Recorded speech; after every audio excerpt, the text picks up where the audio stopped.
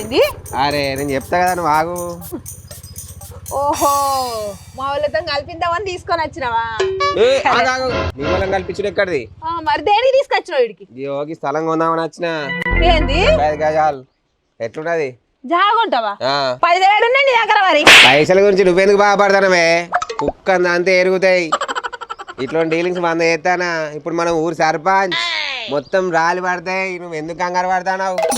50 లక్షలేనట ఈ సుర్తా. ఇట్లా ఒక్క సెటిల్మెంట్లు అయితే ఇట్లాంటి 2 జాగాలు కొంటా. నువ్వెందుకు బాధపడతానవే?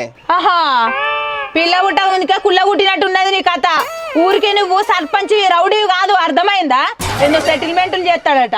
ఇంకా ప్రమాణ స్వీకారమే చేయలేదు, సెటిల్మెంట్లు చేస్తా నేను జాగాలు కొంటా అనుకుంటూరు కత్తానికి. దీనికేనా ఇక్కడ దాకా నువ్వు పిలుచుకొచ్చి నన్ను ఆగమాగం పొలం కడ కదా మనం పెట్టుకొని? హలో హలో హలో వాటు వాటు వాటు, నేను సర్పంచ్, అర్థమైందా? ఇలా 2 పంచాయతీలు చెప్పాలి.